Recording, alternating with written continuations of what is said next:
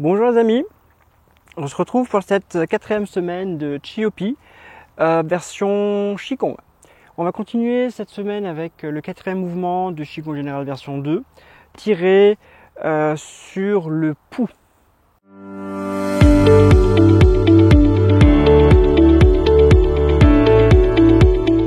Tirer sur le pouls, c'est un mouvement qui somme toute est assez classique parce que on le retrouve dans beaucoup de formes. C'est un mouvement qui va venir travailler votre méridien ceinture, vos méridiens des bras.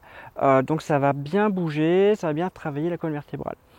Pour l'instant, on va travailler le haut du corps. Vous gardez les pieds écartés largeur de votre bassin. Vous gardez votre corps suspendu. Vous allez monter les mains, les bras. Vous allez les ouvrir sur le côté. Vous allez venir prendre la corde et l'arc et tirer. Regardez où vous tirez. Lâchez les mains. Ouvrir de nouveau les mains pour redescendre.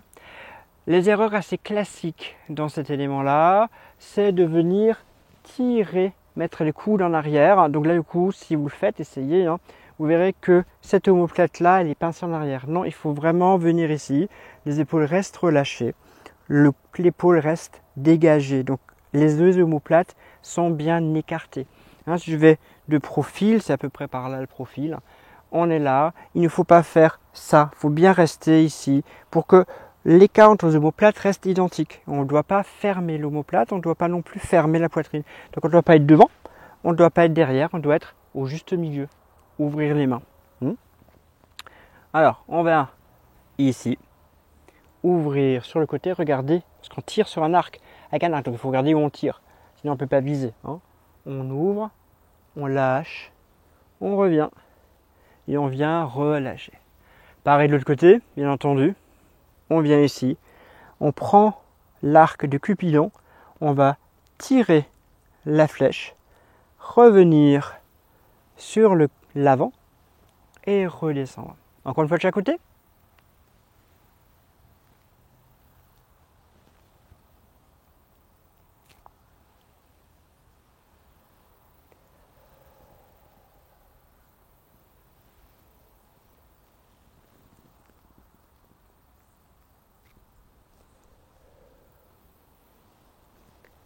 Voilà. J'en profite tout de suite pour lire un élément dans un des commentaires que quelqu'un m'a fait, c'est Catherine qui m'a fait ce commentaire. C'est vrai que quand je suis là, j'ai pas d'élève en face de moi. Bon, j'ai ma caméra qui me regarde, mais c'est pas pareil. Je suis plus dans le mode de Qigong, donc du coup, je vais plus commencer à bouger un peu tout seul. Donc mon corps va venir faire du Qigong. Donc souvent, j'ai souvent pas mal de mouvements de spirales qui peuvent s'engager. Vu qu'en plus j'aime bien tout ce qui est le Qigong du Neiyang-gong où il y a beaucoup de spiralité. Donc en fait, le Qigong, l'énergie du corps va commencer à travailler et je me laisse porter. Donc c'est vrai que je peux avoir des mouvements. Je viens de le revoir à l'instant, Catherine, tu vas le revoir. Donc là, si je suis en cours, je vais expliquer le mouvement sans laisser parler l'énergie, le Qigong. Je suis là, je tire, je reviens, je lâche.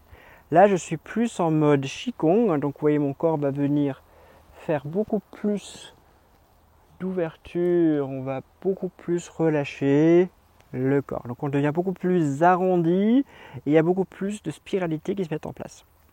Ok. Mouvement des jambes, parce qu'il y a des jambes dans cette histoire-là. Vous allez venir vous enraciner sur la droite, ouvrir, ne pas rester en double lourdeur, mais directement rester pivot gauche. Vous allez fermer cette hanche. Donc l'articulation de la hanche qui est là va venir se fermer. Donc mon bassin va venir tourner vers la gauche. Et vous allez l'accompagner le mouvement pour aller un tout petit peu plus loin encore. Vous voyez mon pied, ce qui se passe. Je viens là. Je pivote, mon talon va tourner. Comme ça, ma colonne peut tourner très loin pour regarder tirer après là sur le papillon blanc. Bien que non, ce serait dommage. Je reviens. Mon genou reste à sa place. Je libère, mon genou est à sa place. Je peux ramener mon pied. L'autre côté, j'enracine ici. Je pose, double lourdeur. Je ferme cette hanche, je pivote. Je tourne sur le bol. Je peux tourner complètement ma colonne pour regarder si le papillon est toujours là. Non, il est parti. Je reviens, il est là. Hop là. on revient ici. D'accord? On y va avec le mouvement. On est ici, pouf. On va venir tourner, lâcher. La jambe revient à sa place, le genou pour pouvoir bien prendre appui et reposer. L'autre côté, tac. Tirer.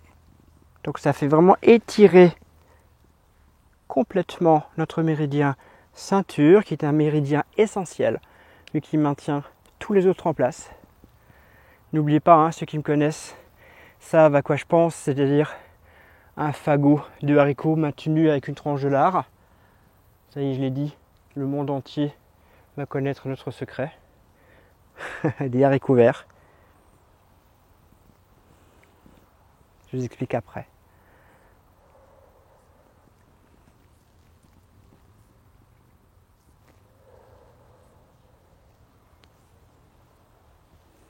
D'accord? Mon histoire de fagot et de haricot, enfin de haricot en fagot. En fait, nos méridiens, si on regarde comme ça, sont tous en train de d'aller de haut vers le bas, de bas vers le haut. Donc en fait, d'être en position verticale. Pour maintenir tous ces éléments ensemble, il y a un méridien, le méridien ceinture, celui-là, qui va maintenir comme un fagot tous ces méridiens ensemble. D'accord? C'est imagé, bien entendu. Mais ce méridien sert à maintenir déjà même dans notre physionomie, notre corps. Donc nous avons ici le transverse, donc un muscle qui maintient, donc le muscle abdominal le plus profond, le troisième le plus profond, qui maintient tout le corps, tout le tronc, et il a ce rôle de lard autour des haricots. Alors en plus, on peut avoir du vrai lard, c'est pas très grave, donc ça sert à ça sert à maintenir un peu tout ça. Il ne faut pas connaître trop par contre. Hein. On essaye, on le fait tranquillement. Notre fagot de haricots.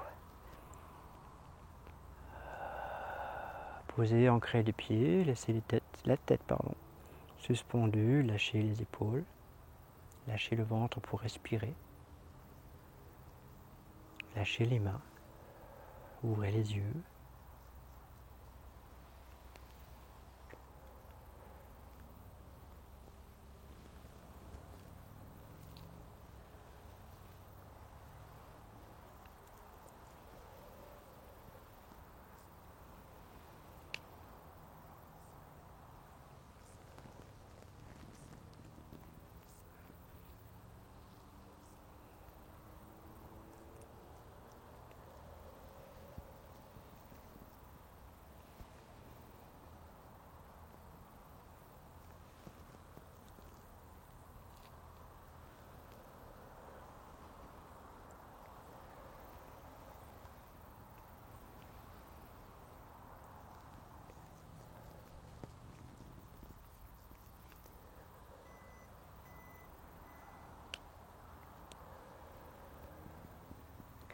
Et voilà. Faites les mouvements de 1, 2, 3, 4. Vous avez la moitié déjà du Qigong général qui est tourné. N'hésitez pas à faire 1, 2, 3, 4. Un petit clic sur j'aime. Vous abonner si c'est toujours pas fait. Et à la semaine prochaine. Portez-vous bien.